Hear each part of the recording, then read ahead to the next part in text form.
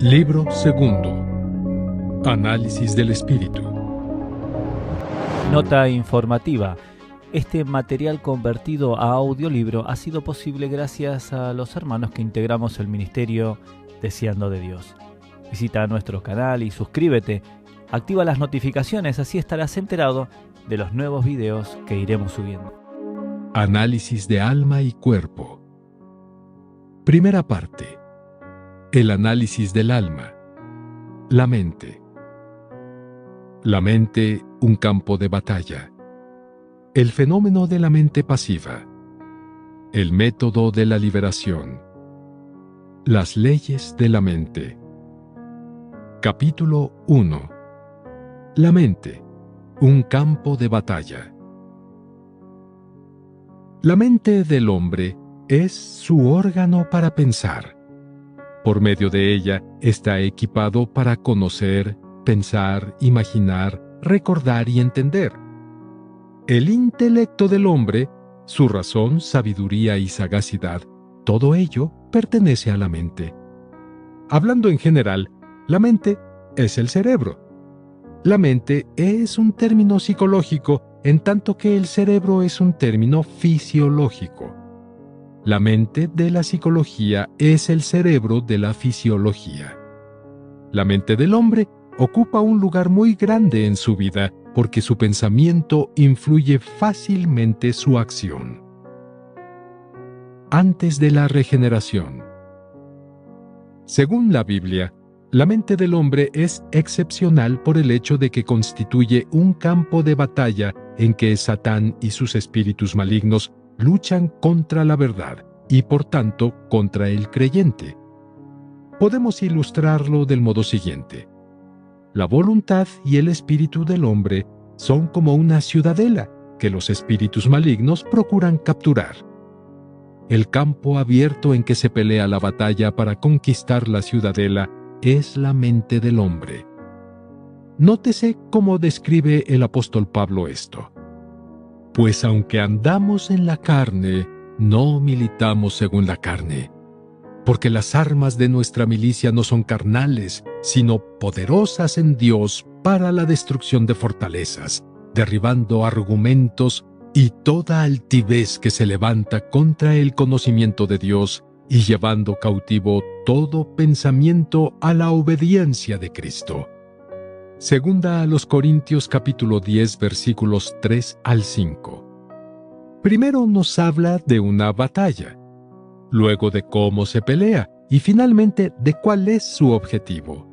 Esta lucha pertenece exclusivamente a la mente del hombre. El apóstol asemeja los argumentos o razonamientos del hombre a las fortalezas de un enemigo. Describe la mente como en poder del enemigo. Por tanto, tiene que ser capturada por medio de la batalla.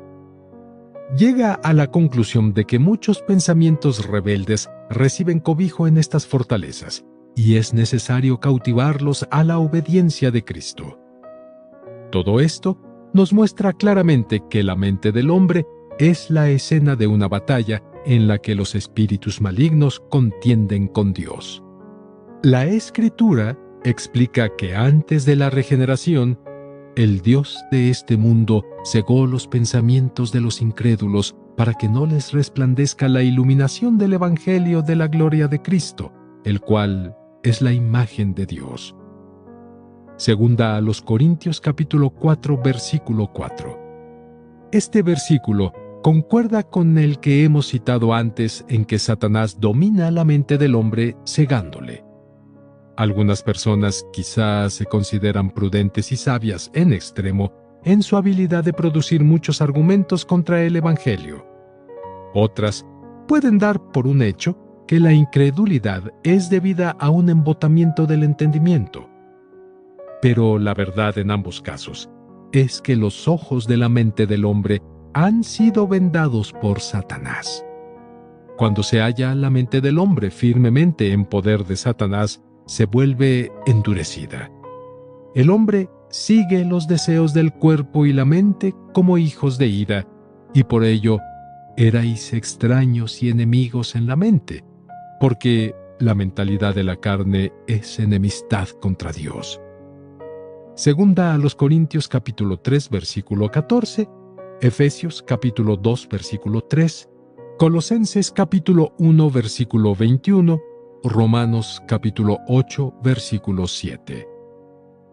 Al leer estos diversos pasajes, podemos ver claramente en qué forma los poderes de las tinieblas se relacionan especialmente a la mente del hombre, y que es peculiarmente susceptible al asalto de Satanás. Con respecto a la voluntad, la emoción y el cuerpo del hombre, los poderes del mal son incapaces de hacer nada directamente hasta que primero han ganado algún terreno en ellos. Pero con la mente del hombre pueden trabajar libremente sin haberle persuadido previamente o haber obtenido su invitación. La mente se ve ya como su posesión. El apóstol, comparando las mentes de los hombres a fortalezas de un enemigo, parece implicar que Satanás y sus espíritus malignos ya han establecido una relación profunda con la mente del hombre, que de alguna forma están usándola como su fortaleza en la cual aprisionar a sus cautivos. Por medio de la mente del hombre imponen su autoridad y por medio de la mente de sus cautivos transmiten pensamientos venenosos a otros para que éstos puedan también levantarse contra Dios. Es difícil estimar hasta qué punto la filosofía, ética, conocimiento, investigación y ciencia del mundo fluyen de los poderes de las tinieblas. Pero de un punto estamos seguros: todos los argumentos y obstáculos orgullosos presentados contra el conocimiento de Dios son las fortalezas del enemigo. Es extraño contemplar la mente en una proximidad tal con las autoridades de la maldad. ¿No fue el pecado que primero cometió la humanidad buscar el conocimiento del bien y del mal, y esto por instigación de Satanás? De ahí que la mente del hombre esté relacionada sobre todo con Satanás. Si leemos con cuidado las Escrituras y observamos las experiencias de los santos, descubriremos que todas las comunicaciones entre las fuerzas humanas y las satánicas ocurren en el órgano del pensamiento. Tomemos, por ejemplo, la tentación de Satanás. Toda tentación con la cual atrae al hombre es presentada a su mente. Es verdad que Satanás usa con frecuencia la carne para asegurarse el consentimiento del hombre. Con todo, en cada caso de seducción, el enemigo crea alguna clase de pensamiento por la cual inducir al hombre a pecar. No podemos separar la tentación del pensamiento. Todas las tentaciones nos son ofrecidas en forma de pensamientos. Como estos últimos están tan expuestos al poder de las tinieblas, tenemos necesidad de aprender a guardarnos de ellos. Antes de la regeneración, el intelecto del hombre le obstaculiza captar a Dios. Es necesario que con su gran poder Dios destruya los argumentos del hombre. Esta es una labor que tiene que ocurrir en el momento del nuevo nacimiento, y ocurre entonces en la forma de arrepentimiento. La definición original de arrepentimiento no es otra que un cambio de mentalidad. El hombre, en su mente, está en enemistad con Dios.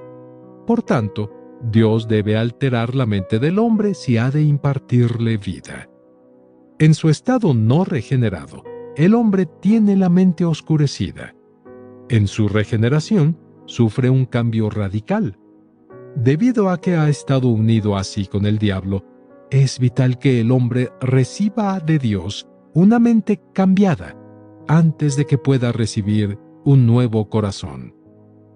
Hechos capítulo 11 versículo 18. Después de la regeneración. Pero incluso después del arrepentimiento, la mente del creyente no está totalmente libre del contacto con Satanás.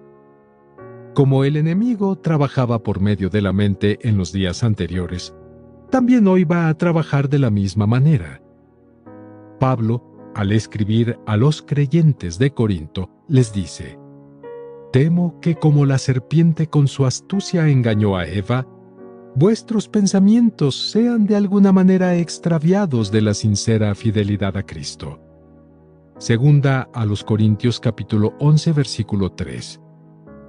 El apóstol reconoce bien que como el Dios de este mundo ciega la mente de los no creyentes, también va a engañar la mente de los creyentes. Aunque ellos sean salvos, su vida del pensamiento todavía no ha sido renovada. En consecuencia, sigue siendo el campo de batalla más estratégico. La mente sufre los ataques de las potencias de las tinieblas más que ningún otro órgano de todo el hombre.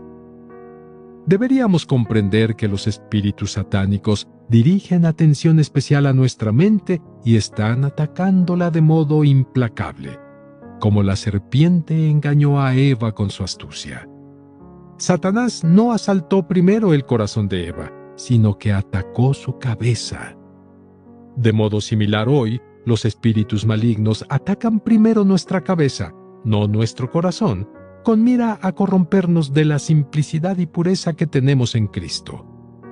Entienden perfectamente que es el punto más débil de todo nuestro ser, porque había servido como su fortaleza antes de que creyéramos, y aún ahora no ha sido totalmente dominado. El ataque a la mente es la avenida más fácil para ellos para realizar sus propósitos. El corazón de Eva estaba sin pecado, y con todo, recibió los pensamientos sugeridos por Satán. Ella, pues, fue engañada por medio de la astucia de Satanás, para no hacer el uso debido de su razonamiento y caer en el lazo del enemigo. Que el creyente, pues, sea cuidadoso si se gloria de poseer un corazón sincero y simple, porque a menos que sepa cómo rechazar los espíritus malignos en su mente, seguirá siendo tentado y engañado para que pierda la soberanía de su voluntad.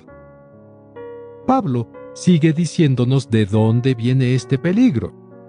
Si viene alguno predicando a otro Jesús que el que os hemos predicado, o si recibís otro espíritu que el que habéis recibido, u otro evangelio que el que habéis aceptado. Segunda a los Corintios capítulo 11 versículo 4. El peligro del cristiano es que sea inyectada falsa enseñanza en su vida del pensamiento, de modo que le descarríe de la devoción sincera y pura a Cristo. Estas son las obras que la serpiente está perpetrando hoy. Satanás se ha disfrazado como un ángel de luz para llevar a los santos a adorar con su intelecto a un Jesús distinto del Señor, para recibir otro espíritu distinto del Espíritu Santo, y por medio de estos, propagar un evangelio diferente del evangelio de la gracia de Dios. Pablo dice que esto no es otra cosa que las obras de Satanás en la mente del cristiano. El adversario transporta estas doctrinas a sus pensamientos y luego las impone en la mente del cristiano. Qué trágico es que sean muy pocos los que aprecien la realidad de estas actividades. Son pocos realmente los que quieren incluso pensar que el diablo pueda poner estos pensamientos en la mente de los hombres. Es posible que un hijo de Dios tenga una nueva vida y un nuevo corazón sin tener una nueva cabeza. Muchos santos, aunque tienen el corazón nuevo, tienen la mente todavía vieja. Su corazón está lleno de amor, en tanto que su cabeza carece totalmente de percepción. ¿Con qué frecuencia los intentos del corazón son por completo puros, pero los pensamientos de la cabeza son confusos? Habiéndose saturado de una mezcolanza de todo, la mente carece del elemento más destacado de todos, que es penetración intuitiva espiritual.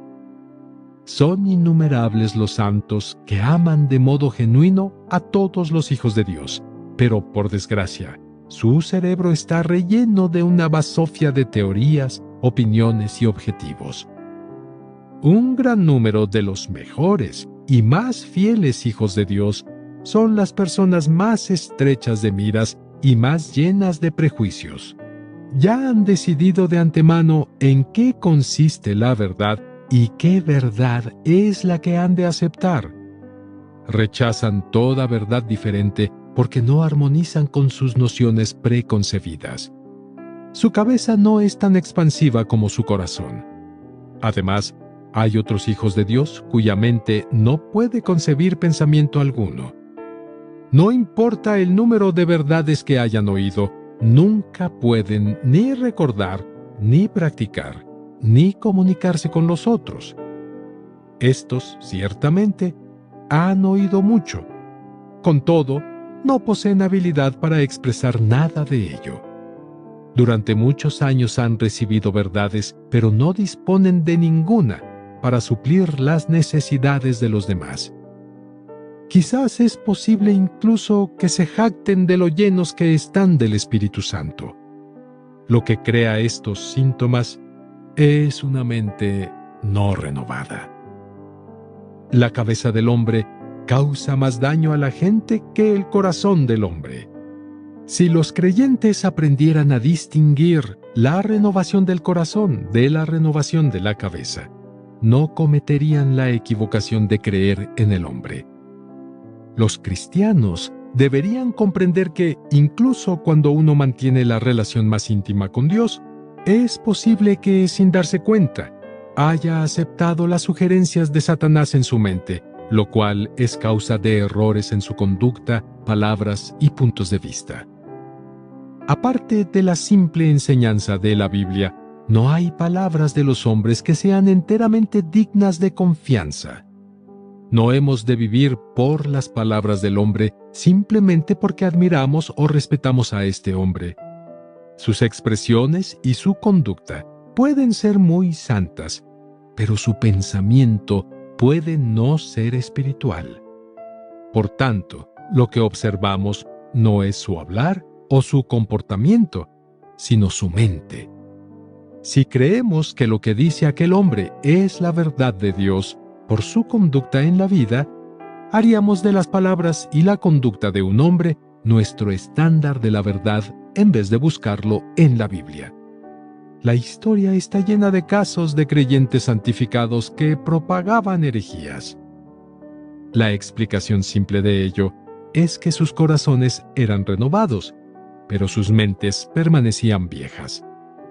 Reconocemos, indudablemente, que la vida es más importante que el conocimiento.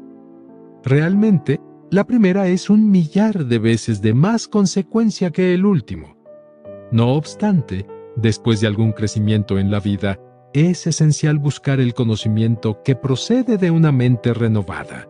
Deberíamos ver lo urgente que es que tanto el corazón como la mente sean los dos renovados. Si la mente de un cristiano no es renovada, su vida se verá obligada a ser unilateral y estrecha. El obrar pasa a ser casi imposible para él. La enseñanza popular pone hoy énfasis en que ha de haber amor, paciencia, humildad y otras cosas así en la vida cristiana. Estos rasgos del corazón son altamente significativos, pues no hay nada que pueda reemplazarlos. Sin embargo, ¿podemos considerar que estos cubren todas nuestras necesidades? Son importantes, pero no lo abarcan todo. Es igualmente vital que la mente de la persona sea renovada, ampliada y fortalecida. De otro modo, daremos evidencia de una vida desequilibrada. Hay muchos que sostienen que los cristianos espirituales no tienen por qué usar el sentido común, como si el ir a extremos pudiera ser mejor. Ahora bien, excepto por el hecho de que estos creyentes espirituales viven un poco mejor que los demás, no tienen utilidad y no puede confiárseles ningún trabajo. Con toda seguridad, no defendemos la sabiduría y conocimientos del mundo porque la redención de Dios no nos llama a emplear nuestra mente anterior manchada por el pecado. Pero Dios desea que nuestra mente sea renovada, como lo es nuestro espíritu. Dios quiere restaurar nuestra vida de pensamiento al estado excelente que tenía cuando fue creada, de manera que no solo pueda glorificar a Dios en nuestro andar, sino glorificarle en nuestro pensar también. ¿Quién puede estimar el número inmenso de hijos de Dios que por descuidar su mente se vuelven estrechos, obstinados, fanáticos y a veces contaminados? Se quedan cortos de la gloria de Dios. El pueblo del Señor debe saber que si ha de vivir una vida plena, su mente debe ser renovada. Una de las razones por las que el reino de Dios carece de obreros hoy es que hay demasiados que no pueden emprender nada con la cabeza. Descuidan el procurar su renovación después que han sido salvados, y por ello permiten que su obra quede obstruida. La Biblia declara, de modo enfático, que hemos de ser transformados por medio de la renovación de nuestra mente. Romanos capítulo 12, versículo 2. La mente que se halla bajo el ataque de los espíritus malignos. Si examinamos cuidadosamente las experiencias mentales de un cristiano determinado, podemos ver que no solo es estrecho de miras, sino que contiene muchos defectos también. Su cabeza, por ejemplo, puede bullir con toda clase de pensamientos, imaginaciones, imágenes impuras, vagabundeos e ideas confusas e incontrolables. Su memoria puede fallarle de súbito. Su poder de concentración puede ser debilitado. Puede obsesionarse por prejuicios que surgen de fuentes desconocidas. O bien, puede sentirse inundado por pensamientos desordenados que se revuelven incesantemente en su cabeza. Este cristiano puede sentirse impotente para regular su vida mental y hacer que obedezca al intento de su voluntad. Olvida innumerables cosas, tanto pequeñas como grandes. Realiza muchas acciones impropias sin saber por qué y sin mucha investigación sobre las razones. Físicamente es bien saludable, pero mentalmente no comprende la explicación de estos síntomas. No es raro que los santos tengan estas dificultades mentales sin saber por qué. Si una persona descubre que manifiesta los síntomas antes mencionados, debe hacerse unas pocas preguntas para determinar el origen de estas señales. ¿Quién controla mi mente? ¿Yo mismo? Y si es así, ¿por qué no la puedo controlar ahora? ¿Es Dios el que dirige mi mente? Pero según el principio escritural, Dios nunca rige la mente del hombre. Hablaremos sobre este asunto más adelante. Si no soy yo ni Dios los que regulamos la vida mental, ¿quién es el que está en su control? Evidentemente, se trata de los poderes de las tinieblas que fomentan estos síntomas mentales. Así que siempre que un hijo de Dios nota que no es capaz de gobernar su mente, debería averiguar al instante si es el enemigo el que la rige. Un hecho que hemos de tener siempre presente es: el hombre posee una voluntad libre. La intención de Dios es que el hombre se controle a sí mismo. El hombre tiene autoridad para regular su ambiente natural. Por ello, sus procesos mentales deberían estar sometidos al poder de su voluntad. Un cristiano debería inquirir sobre sí mismo: ¿son estos mis propios pensamientos? ¿Soy yo el que estoy pensando? Si no soy yo el que pienso, tiene que ser pues el espíritu maligno, que es capaz de obrar en la mente del hombre. Como yo no quiero pensar, y la mente sigue generalmente a la voluntad, entonces los pensamientos que al presente surgen en mi cabeza no pueden ser míos, sino que son pensamientos emanados de otra persona que usa la capacidad de mi mente en contra de mi propia voluntad. La persona debería saber que en el caso de que no haya intentado pensar y con todo surjan estos pensamientos en su cabeza, tiene que llegar a la conclusión de que estos pensamientos no son suyos, sino del espíritu maligno. Para determinar Si una idea es suya o del espíritu del mal, el cristiano debería observar en qué forma aparece. Si en el comienzo su facultad mental es pacífica y su ser tranquilo, y está funcionando normalmente y en conformidad con las circunstancias que le rodean, pero súbitamente aparece un pensamiento o una idea completa que no tiene relación en sus circunstancias presentes o en la obra en que está ocupado, que cruza su cerebro. Este pensamiento rápido como el relámpago y desordenado, es probable que sea debido a los malos espíritus. Estos intentan inyectar sus pensamientos en la cabeza del creyente y así inducirle a aceptarlos como propios. Es indudable que la idea o noción que los malos espíritus introducen en la mente del hombre es algo que él no ha pensado en aquel momento y que no sigue el curso de su pensamiento. Es completamente nueva, algo que nunca había pensado antes por sí mismo. Ha surgido abruptamente y por sí sola. Cuando uno tiene esta clase de pensamiento, hará bien inquiriendo: ¿pienso yo realmente de esta manera? ¿Soy yo en realidad el que estoy pensando? ¿Quiero yo pensar de esta manera? ¿O bien esto es algo que simplemente es activado en mi mente por su propia cuenta? El Hijo de Dios debería determinar si es él mismo el que está pensando o no lo es. Si la idea no se ha originado en él, sino que, por el contrario, él se opone a la idea y con todo se halla en su cabeza, entonces tiene que suponer que esta idea procede del enemigo. Cada pensamiento que el hombre tiene sin quererlo pensar y cada pensamiento que se opone a la voluntad del hombre no procede de él, sino de fuera. A veces también el cerebro de uno abunda con ideas diversas que no puede detener.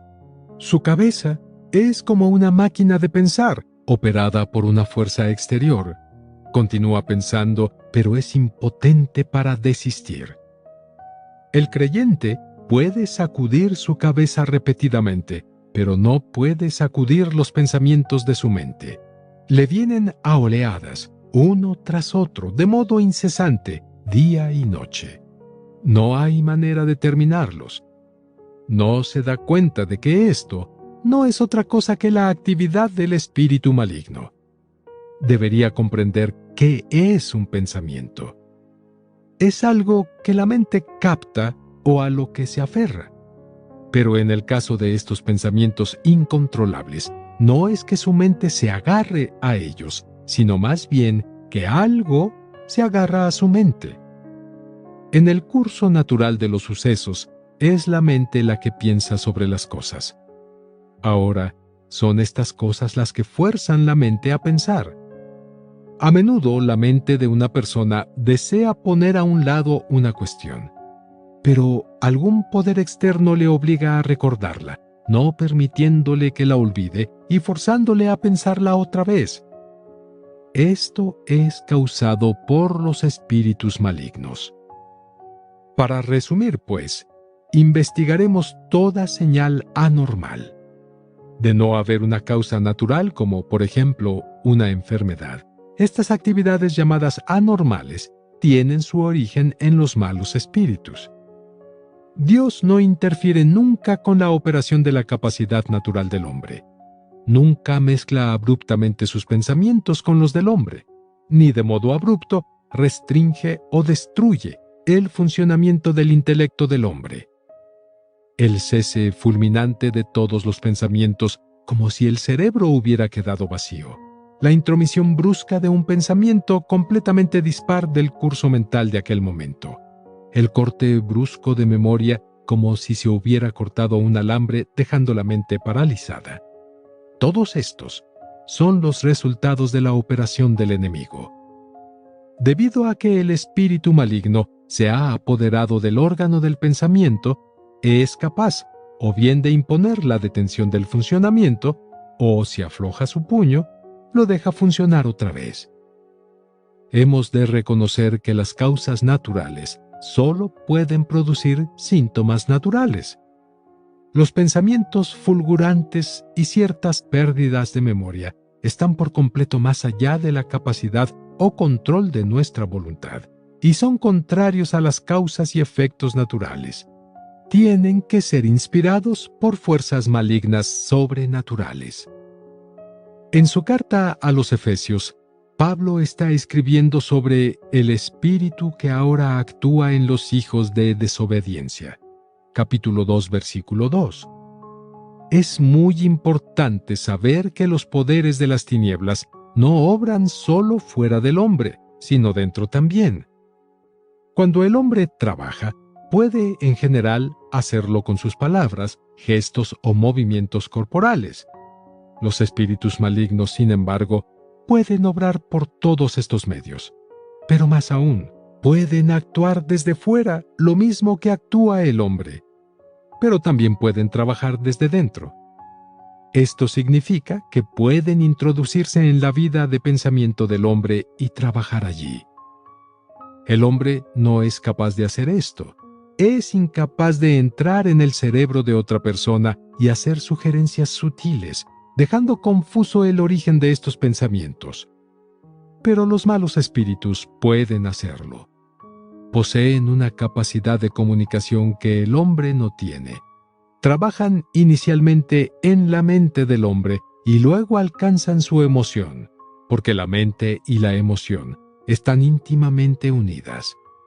Operan primero en la mente y luego, desde allí, alcanzan la voluntad del hombre, puesto que la mente y la voluntad están íntimamente unidas también.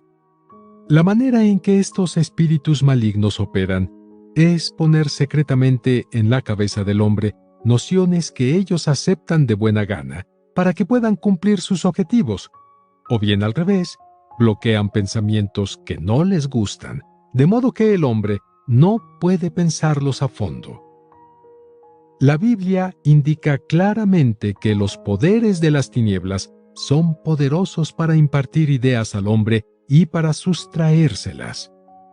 El diablo ya había puesto en el corazón de Judas Iscariote, hijo de Simón, que le entregase. Juan capítulo 13, versículo 2. Esto muestra que Satanás puede poner pensamientos en la mente de los hombres. Luego viene el diablo y quita de sus corazones la palabra.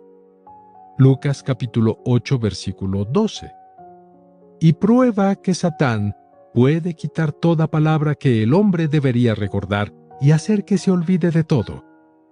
Estos dos versículos revelan la doble operación que los espíritus malignos ejercen sobre la mente del hombre, sea para añadir algo o para sustraer algo de su mente. Las causas del ataque de los espíritus malignos. ¿Por qué la vida mental del cristiano es hostigada por los espíritus malignos? Esto se puede contestar en una frase. Los creyentes dan oportunidad a los espíritus malignos o el diablo para que los ataquen.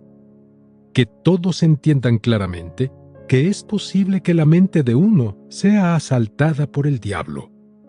Esto es confirmado por la experiencia de muchos santos. Y el área primariamente asaltada por él es la facultad de pensar, porque tiene una afinidad especial hacia los espíritus malignos. La mente se ha deslizado, sea parcial o totalmente, fuera de la soberanía del hombre y ha pasado a ser dominio de ellos.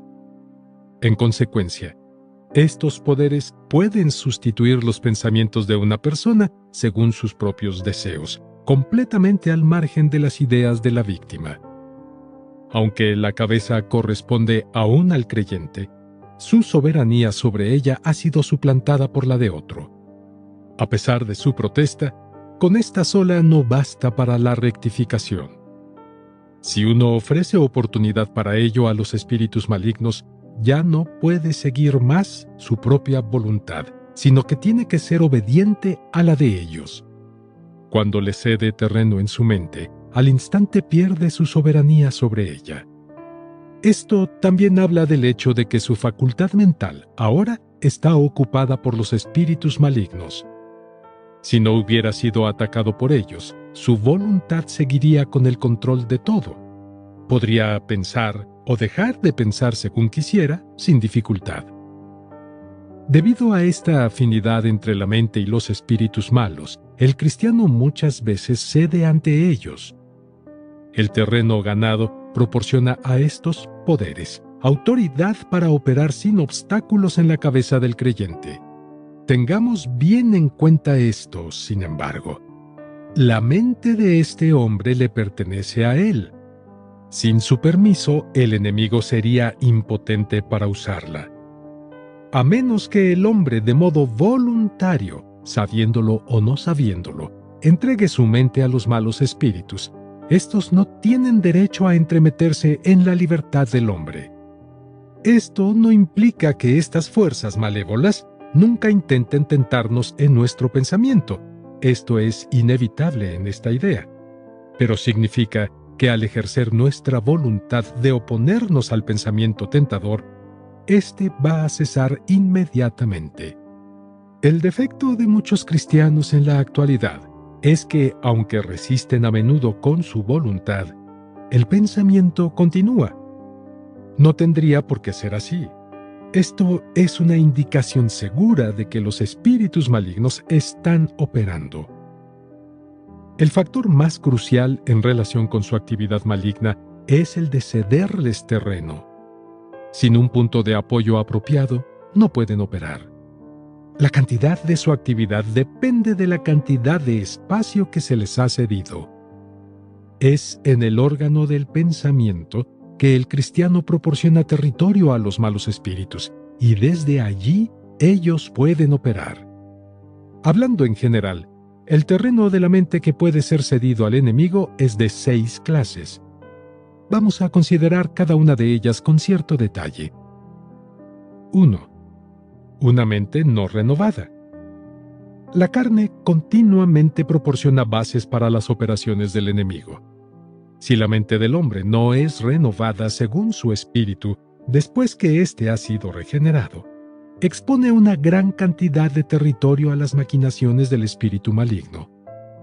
Si bien muchos santos tienen su mentalidad cambiada al tiempo del arrepentimiento, sin embargo, los ojos de su corazón, un tiempo cegados por Satanás, no han sido iluminados enteramente y pueden estar velados en ciertas áreas. Estos rincones oscuros son los viejos centros de operación de los espíritus malignos. Aunque muy estorbados, no han sido eliminados y por ello continúan proporcionando base para las operaciones de las huestes de maldad invisibles. Los ejércitos del diablo son muy cuidadosos en cubrir sus hechos.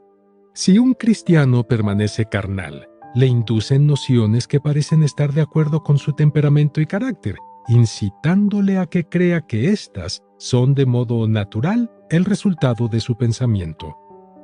Dándose cuenta de que esta mente no renovada constituye su mejor obrador o taller, el enemigo emplea toda clase de estratagemas para mantener al creyente en la ignorancia o impedirle que procure la renovación de su mente. El ceder terreno así es muy común entre los cristianos. Si este fuera el único tipo de terreno que cedieran, no sufrirían demasiado severamente en su intelecto y su memoria, pero hay otras clases implicadas. 2. Una mente impropia. Todos los pecados proporcionan oportunidades al adversario. Si un hijo de Dios acaricia pecado en su corazón, está prestando su mente a los espíritus satánicos para que la usen. Como todos los pecados se derivan de los poderes de las tinieblas, es impotente para resistir estos poderes agazapados tras cualquier pecado que él permita que persista en su mente. En tanto haya pensamientos pecaminosos que permanezcan en el corazón, durante todo este tiempo los espíritus malignos estarán trabajando.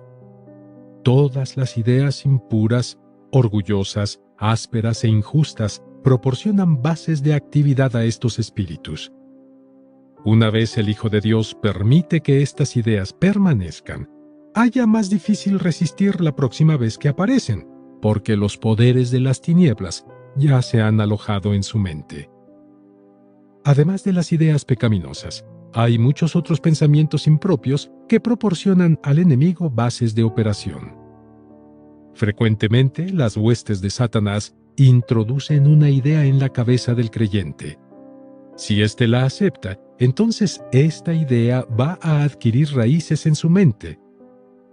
Cada teoría no probada, cada idea vana, pensamiento desconocido, palabras recogidas casualmente por el oído o línea leída casualmente, puede proporcionar terreno al enemigo como lugar para sus operaciones futuras. El adversario puede así llenar a una persona de prejuicios para engañarla a que se oponga a la verdad de Dios y abrace muchas herejías. 3.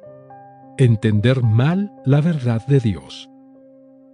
El pueblo del Señor raramente se da cuenta de que cada vez que acepta una mentira de los espíritus malignos, está proporcionando nuevo terreno al enemigo. Si los seguidores de Dios interpretan como natural o causado por ellos mismos aquello que los espíritus malignos han perpetrado en sus cuerpos, ambientes o trabajos, les están cediendo un territorio precioso para que puedan extender sus actos nefastos. Una mentira que se acepta forma una base para actividades futuras de los elementos satánicos. Al entender mal estos fenómenos como resultado de algo producido por uno mismo, se da inconscientemente oportunidad para que permanezcan en sus vidas. Aunque este permiso sea conseguido por medio de un engaño, a pesar de ello, proporciona suficiente base para que los espíritus malignos puedan operar. Por otra parte, muchos cristianos entienden mal las verdades de Dios.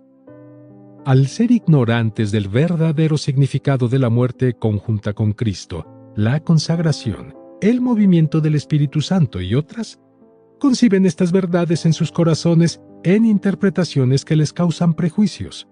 Los espíritus malignos, al aprovechar la oportunidad, imparten a los santos la misma cosa que ellos entienden mal de las verdades de Dios. Ellos hacen planes conforme al malentendido del creyente. Este último juzga que estas cosas son de Dios sin darse cuenta de que no son más que una falsificación de los espíritus malignos fundada en su mala interpretación. 4. Aceptar sugerencias. Muchas son las sugerencias que las huestes de Satán plantan en la mente del cristiano, especialmente ideas referentes a las circunstancias del futuro. Disfrutan diciéndole con antelación lo que sería de él y lo que le sucederá. Si no se da cuenta de la fuente de estas predicciones y permite que permanezcan en su mente, los espíritus malignos en el momento apropiado van a trabajar en su ambiente para precipitar los sucesos conforme a lo profetizado. Quizás el creyente ya espera que sea así, sin percatarse de que todo ha sido dispuesto por los poderes del enemigo. Este último meramente pone su idea en forma de profecía, la planta en su cabeza para ver si la acepta o la rechaza. Si la voluntad del creyente no presenta ninguna objeción, es más, si aprueba la profecía, los espíritus de maldad han obtenido una base para efectuar aquello que se han propuesto. El cumplimiento de las predicciones de los que echan carta y los adivinos está basado enteramente en este principio. Hay ocasiones en que el adversario introduce declaraciones proféticas con respecto al cuerpo del cristiano, tales como predecir una debilidad o una enfermedad. Si él absorbe este pensamiento, su pensamiento acabará estando realmente enfermo o siendo débil. Cree que está enfermo. Los que tienen conocimiento científico llegan a la conclusión de que ha de ser una enfermedad psicológica. Pero los que tienen penetración espiritual saben que de lo que se trata es simplemente que la persona ha aceptado la sugerencia del espíritu maligno y que, en consecuencia, ha proporcionado base a este último para que fabrique la situación. ¿Cuántas de las llamadas enfermedades naturales y psicológicas son en realidad las maquinaciones de los espíritus malignos? Cuando un cristiano no rechaza los pensamientos que se originan en los espíritus malignos, les proporciona base para que operen. 5. Una mente vacía. Dios creó al hombre con la mente para que la usara. El que oiga la palabra, entienda. Mateo capítulo 13, versículo 23. Dios desea que el hombre entienda su palabra con el intelecto y a través de ella llega a la emoción, la voluntad y el espíritu. Una cabeza despierta y despejada es, pues, un obstáculo a la obra de los espíritus del mal. Uno de los grandes objetivos es llevar la mente de la persona a un estado en que esté vacía. El vacío en la mente significa que está en blanco.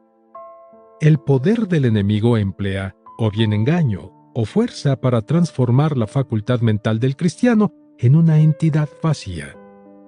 Se da cuenta de que cuando la cabeza está vacía, no puede pensar. Ha sido despojada de toda capacidad para razonar y sentir, y va a aceptar sin poner objeciones toda clase de enseñanza, sea cual sea su naturaleza o sus consecuencias. El cristiano debería ejercitar su mente, porque su ejercicio constituye una gran desventaja para los espíritus malignos que se ven obligados a ejercer toda su fuerza para dejarla en blanco. Solo cuando la mente está funcionando normalmente, el cristiano es apto para discernir las revelaciones sobrenaturales en que no tienen lugar los sentidos y las sugerencias implantadas diversas y reconocer sus orígenes extraños. Una mente vacía proporciona una base para el enemigo. Todas las revelaciones y nociones aceptadas por una cabeza vacía proceden de fuentes enemigas. Si un cristiano durante algún tiempo no ocupa activamente su órgano de pensar, va a descubrir el interés que tienen los espíritus malignos en ayudarle a pensar. 6. Una mente pasiva. Hablando en general, una mente vacía no difiere demasiado de una mente pasiva. Dicho de modo estricto, tener la cabeza vacía significa no usarla, en tanto que una cabeza pasiva significa esperar que alguna fuerza extraña la ponga en actividad. Esta última es un paso más allá de la primera. La pasividad es abstenerse de moverse por la acción de uno mismo, y en vez de ello permitir que los elementos extraños le muevan. Un cerebro vacío no piensa por su cuenta, pero permite a los poderes extraños que piensen por él. La pasividad reduce al hombre a una máquina. Un estado pasivo es el más ventajoso para los espíritus malignos, porque les ofrece la oportunidad de ocupar la voluntad del creyente y el cuerpo también. Como una mente oscurecida es engañada fácilmente porque no sabe lo que está haciendo y a dónde se dirige. También una mente pasiva es vulnerable al ataque, puesto que no tiene sensibilidad en absoluto. Si alguno permite que su cabeza cese de pensar, escudriñar y decidir, y ya no comprueba su experiencia y acción con la Biblia, está invitando prácticamente a Satanás a que invada su mente y le engañe. En su deseo de seguir la guía del Espíritu Santo, muchas personas creyentes creen que no tienen necesidad de medir, investigar y juzgar a la luz de la Biblia todos los pensamientos que al parecer vienen de Dios. Creen que el ser guiados por el Espíritu es estar muerto a uno mismo y obedecen toda noción e impulso de su cerebro. Siguen especialmente las ideas que aparecen después de la oración, por lo que disponen su mente para que esté pasiva durante la oración y después. Detienen sus propios pensamientos y sus otras actividades mentales, de modo que estén dispuestos a recibir los pensamientos de Dios. Y el resultado es que se vuelven duros y obstinados, no son razonables y aceptan gran cantidad de cosas irracionales, ásperas y pertinaces. No saben que, 1. La oración no va a transformar nuestros pensamientos haciéndolos piadosos. 2. El que espera los pensamientos divinos durante la oración y después, está invitando falsificaciones de los espíritus malignos. Y 3. La guía de Dios se halla en la intuición del espíritu y no en la mente del alma. No son pocos los santos que, haciendo caso de la voluntad de Dios, pues Él no quiere que el hombre sea pasivo, sino que coopere activamente con Él, pasan tiempo entrenándose para tener la mente pasiva. Se persuaden a sí mismos de no pensar a fin de poseer los pensamientos de Dios. Les es difícil entender que si no están usando su cerebro, Dios no va a hacerlo por ellos y no pondrá sus pensamientos en su cerebro. El principio de Dios para que los hombres lo obedezcan es que controlen toda su persona con la voluntad y que colaboren con Él. Solo el diablo quiere explotar la oportunidad de una mente pasiva y se apodera del control de los hombres. Dios no ha querido nunca que los hombres reciban su revelación como si fueran robots. Es el enemigo solamente el que lo desea. Toda pasividad les favorece a ellos, porque de buena gana sacan ventaja de la locura y pasividad de algunos creyentes para operar en sus mentes. La pasividad. Toda base que se ha cedido a los espíritus malignos les invita a ellos a trabajar. De estas bases, la más seria es la pasividad. Esta refleja la actitud de la voluntad, que a su vez representa al ser total. La pasividad proporciona la libertad para que funcionen los elementos malignos, aunque generalmente lo hacen de modo oculto, intentando engañar a los santos. La causa de la pasividad es la ignorancia del cristiano. Este entiende mal el papel del intelecto en la vida intelectual. Piensa que tiene un concepto demasiado elevado del mismo, pero a la vez demasiado bajo. Por ello, permite que su raciocinio se quede en la inercia y da la bienvenida a todo pensamiento que surge de su estado de inercia. ¿Cuán necesario es, pues, que captemos claramente la forma en que Dios nos guía? La pasividad en la mente es debida a una concepción equivocada del significado de la consagración y la obediencia al Espíritu Santo. Muchos dan por sentado que los pensamientos que hay en su cabeza estorban su andar espiritual. No se dan cuenta de que es un cerebro que deja de funcionar o que funciona de modo caótico, que estorba la vida espiritual, en tanto que uno que funciona debidamente no solo es beneficioso, sino esencial. Una mente así solamente puede cooperar con Dios. Como ya se ha insistido antes, el camino normal de la guía se halla en la intuición del espíritu y no en la mente. El apreciar bien este principio es en extremo necesario y no debería ser olvidado. El creyente ha de seguir la revelación en su intuición, no en el pensamiento de su cabeza. El que hace caso de la mente está andando según la carne y ésta va a descarriarle. Sin embargo, no hemos dicho que la mente sea totalmente inútil, sino que ha de ejercer un papel secundario. Es verdad, hacemos equivocaciones graves si elevamos la mente al lugar de órgano para la comunicación directa con Dios y para recibir la revelación de Él. Con todo, tiene un papel asignado en ella. Este papel consiste en ayudar a la intuición.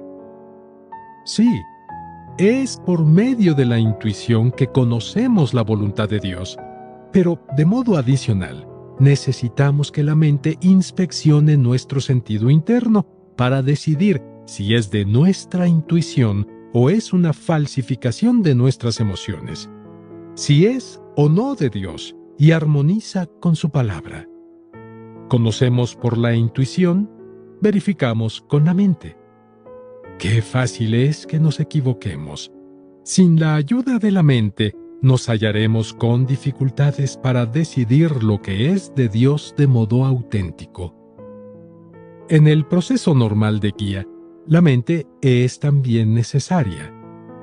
Si bien la guía de la intuición con frecuencia se opone diametralmente al raciocinio, con todo, tenemos que hacer uso de la cabeza, no para discutir con la intuición, sino para examinar si la cosa es realmente de Dios.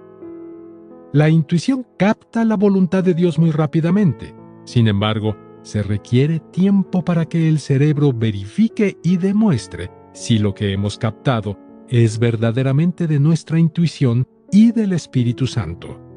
Si es de Dios, nuestra intuición emitirá un mensaje aún más preciso bajo la verificación, corroborando con ello en nosotros la fe todavía más que antes de que se trata de la verdad de Dios.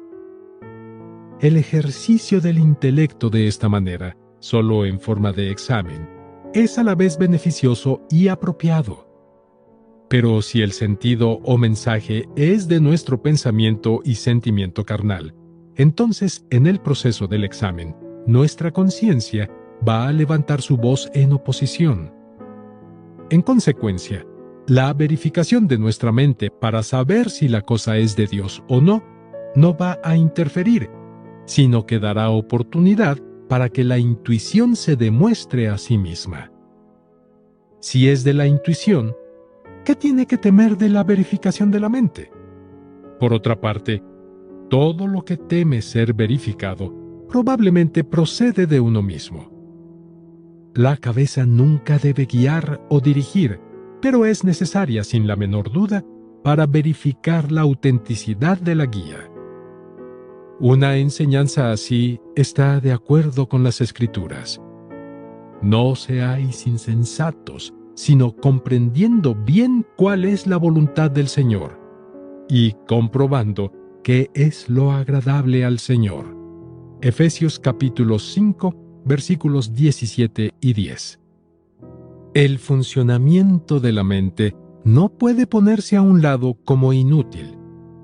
Dios no borra los diversos componentes de la mente del hombre, los renueva primero y luego los usa. Dios quiere que su Hijo conozca lo que está haciendo cuando obedece. No desea que se le siga a ciegas. Nunca quiere que se le siga, oiga lo que oiga o sienta lo que sienta, con la mente aturdida, sin darse uno cuenta de lo que está sucediendo. Ni tampoco es su método el usar alguna parte del cuerpo del creyente sin su consentimiento y comprensión. La intención de Dios es que el creyente entienda su voluntad y, conscientemente, ponga en funcionamiento las distintas partes de su cuerpo para obedecer a Dios. Es la persona perezosa la que rehúsa aceptar la responsabilidad, porque espera ser movida parcial o totalmente por Dios solo, hallándose él en un estado de pasividad. Dios, sin embargo, quiere que el hombre examine activamente cuál es su voluntad y luego que ejerza el hombre su propia voluntad para obedecer a Dios. Dios requiere la cooperación armoniosa de la intuición del hombre y de su conciencia. Aún así, un creyente, no reconociendo que esta es la forma normal de guía, puede dejarse caer en la pasividad. Puede esperar que Dios ponga la voluntad de él en su propio pensamiento. Sigue ciegamente toda guía sobrenatural sin emplear su inteligencia para examinar si es de Dios. Incluso espera que Él use las partes de su cuerpo más allá de la esfera de su propia conciencia. Esto es, no pone en actividad su mente para entender o su voluntad para ejecutar en su cuerpo lo que es la voluntad de Dios. La consecuencia de una ignorancia así es la invasión del enemigo, puesto que la pasividad es una condición para este fenómeno. Esto lo trataremos en detalle en otro lugar. Si el hombre no usa su inteligencia, Dios tampoco lo hará, porque el hacerlo sería contrario al principio de la operación de Dios. Los malos espíritus sí que lo harán, no obstante. Estos nunca vacilan en aprovechar la oportunidad de usar la mente del hombre. Por tanto, es muy insensato que uno permita que su mente se hunda en un estado de pasividad, porque los espíritus del enemigo están al acecho buscando a quién devorar. Prosigamos un paso más adelante en esta cuestión de la pasividad como una condición para la operación de los espíritus malignos. Nos damos cuenta que una clase de personas especialmente se deleitan en comunicar con estos espíritus. La gente en general no tiene mucho interés en ser poseída por el demonio, pero esta clase especial siente un deseo intenso de serlo. Estos son los adivinadores, los médiums, los nigromantes. Al observar con cuidado la causa de su posesión, podemos entender el principio de la posesión por el demonio. Estas personas nos dicen que para poder estar poseído por lo que ellos llaman dioses, que en realidad son demonios, su voluntad no tiene que presentar resistencia alguna, sino estar dispuesta favorablemente a aceptar todo lo que llega a sus cuerpos. Para hacer la voluntad por completo pasiva, primero su mente tiene que quedar reducida al vacío. Un cerebro en blanco produce una voluntad pasiva. Estos dos elementos son los requisitos básicos para la posesión demoníaca. De aquí que un nigromante, que está esperando que su dios entre en él, deja caer su cabello y mueve su cabeza durante cierto rato hasta que queda mareado y su mente permanece por completo fuera de acción. Cuando la mente está en blanco, su voluntad naturalmente queda inmóvil. En este punto, su boca empieza a moverse inconscientemente, su cuerpo empieza a temblar gradualmente y antes de poco su Dios desciende sobre él. Esta es una manera de llegar a ser poseído. Aunque puede haber otros, el principio para todo espiritista es el mismo: el llegar a la pasividad de la voluntad por el procedimiento de dejar la mente en blanco. Porque todos los espíritus están de acuerdo en que cuando los espíritus o demonios descienden sobre ellos, su cabeza ya no puede pensar y su voluntad no puede actuar. No son poseídos todavía hasta que se alcanza este estado de una mente vacía y una voluntad inerte. Lo que hoy se llama hipnotismo científico y los yogas religiosos que permiten a las personas poseer los poderes de la telepatía, curación y transformación, se funda en realidad sobre estos dos principios. Usando el argumento de que ciertos métodos pueden ser beneficiosos a la humanidad, los de esta clase que ejecutan estas técnicas, como centrar la atención, sentarse en silencio, contemplar y meditar, están en realidad empleando estos medios para reducir su mente a una condición en blanco y su voluntad a la pasividad, a fin de invitar a los espíritus sobrenaturales o demonios para que les proporcionen muchas experiencias maravillosas. Nuestro propósito aquí no es inquirir si estas personas se dan cuenta de que están invitando a que entren en ellos los espíritus malignos. Meramente deseamos observar que están cumpliendo los requisitos para la posesión demoníaca. La consecuencia es grave.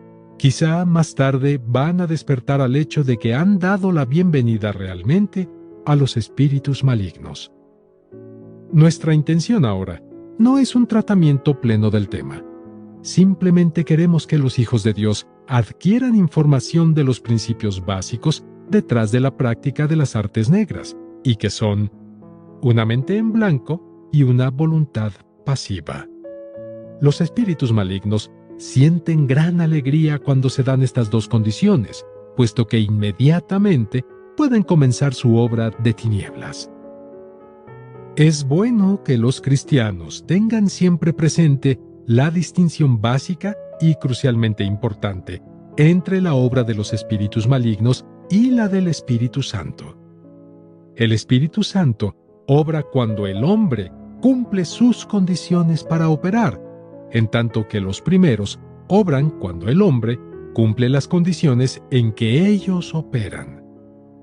Si el hombre, por más que parezca que está buscando el Espíritu Santo, cubre los requisitos para que operen los espíritus malignos, el Espíritu de Dios nunca va a operar. Los espíritus malignos esperan, sin cansarse, que les llegue la oportunidad para poder actuar. Si alguno es incompetente en distinguir lo que es verdaderamente de Dios de lo que es una falsificación, solo ha de hacerse esta pregunta: ¿en qué clase de condición se hallaba cuando experimentó por primera vez este fenómeno? Si había cumplido los requisitos previos para la actividad del Espíritu Santo, entonces tiene que ser de Dios. Pero si había cubierto las condiciones necesarias para que operaran los espíritus malignos, entonces lo que tiene delante será del espíritu maligno. No rechazamos todos los fenómenos sobrenaturales. Lo que deseamos simple y sinceramente es separar lo que es de Dios de lo que es de Satanás. La distinción básica entre los requisitos para que opere el Espíritu Santo y los espíritus malignos pueden resumirse como sigue. 1. Todas las revelaciones, visiones sobrenaturales y otros fenómenos extraños que requieren el cese total de la función de la mente o que se obtienen solo después que ha cesado de operar, no son de Dios. 2. Todas las visiones que provienen del Espíritu Santo son conferidas cuando la mente del creyente está en plena actividad. Se necesita la cooperación activa de las varias funciones de la mente para captar estas visiones. Los esfuerzos de los malos espíritus siguen exactamente el curso opuesto. 3. Todo lo que fluye de Dios está de acuerdo con la naturaleza de Dios y con la Biblia. Pongamos a un lado la forma externa. Puede identificarse de modo claro como demoníaca o bien disfrazarse como si fuera divina. Estos son en realidad los términos que se dan. Y simplemente inquiramos cuál es el principio implicado. Tenemos que reconocer que toda revelación sobrenatural de los poderes de las tinieblas requiere el cese de la función de la mente, pero que todo lo que viene de Dios permite que su capacidad y función continúen como siempre, sin ninguna interferencia. Tanto la visión de los israelitas en el monte Sinaí, registrada en el Antiguo Testamento, como la visión de Pedro en Jope, citada en el Nuevo Testamento, afirman que estas personas tenían completo uso de sus cabezas.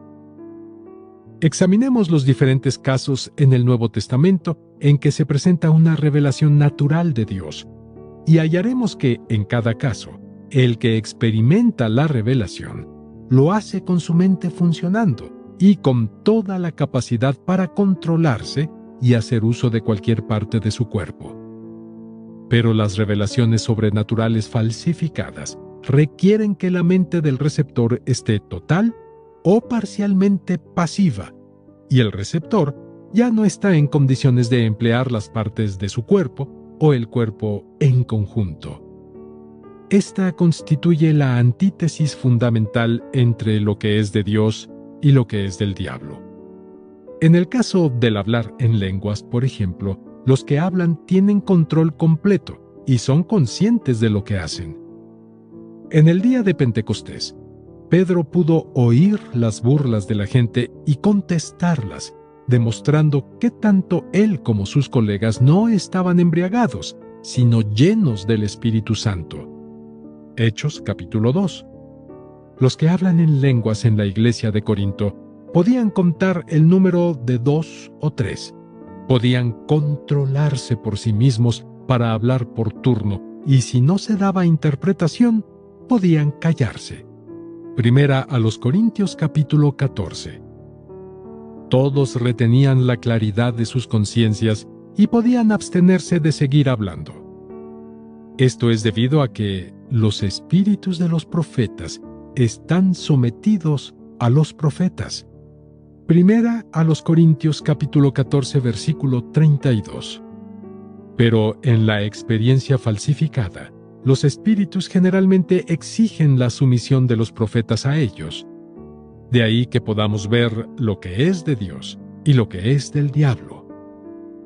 Hemos considerado extensamente la forma en que se diferencian los fenómenos especiales dados por el Espíritu Santo de los dados por los espíritus malignos. Concluiremos con una breve observación sobre la forma en que difieren las ocurrencias corrientes. Permítaseme solo ilustrar usando el ejemplo de la guía de Dios. Ahora bien, habría que llamar la atención de la mente sobre el hecho de que el Espíritu Santo quiere que seamos iluminados y que conozcamos. Efesios capítulo 1, versículos 17 y 18. El Espíritu de Dios nunca trata a los hombres como títeres, mandándoles que le sigan sin tener plena conciencia de ello. Ni tan solo les pide que obren bien en cierta manera. Generalmente expresa su pensamiento en la profundidad del hombre, en su espíritu. De ahí que su guía nunca sea confusa, vaga, sorprendente o compulsiva. Pero no es así con los espíritus malignos. Nótese simplemente cómo operan. 1. Su pensamiento siempre invade desde fuera, entrando de modo primario por la vía de la mente. No vienen de lo más profundo del ser. No son una revelación de la intuición, sino un pensamiento mental que fulgura. 2. Su pensamiento fuerza, empuja, obliga al hombre a entrar en acción inmediatamente. Nunca permite al hombre que piense, considere o examine. Confunde y paraliza la mente del hombre de modo que ya no puede pensar. En consecuencia, podemos ver que en todas las ocurrencias de la vida de un creyente, sean especiales o corrientes, todo lo que procede de los malos espíritus despoja de su funcionamiento propio a la mente. El Espíritu Santo, en cambio, no lo hace nunca. Si aún no eres parte del canal Deseando de Dios, suscríbete ahora mismo, dale clic a la campanita y activa las notificaciones, así podrás estar enterado de los nuevos videos que iremos subiendo.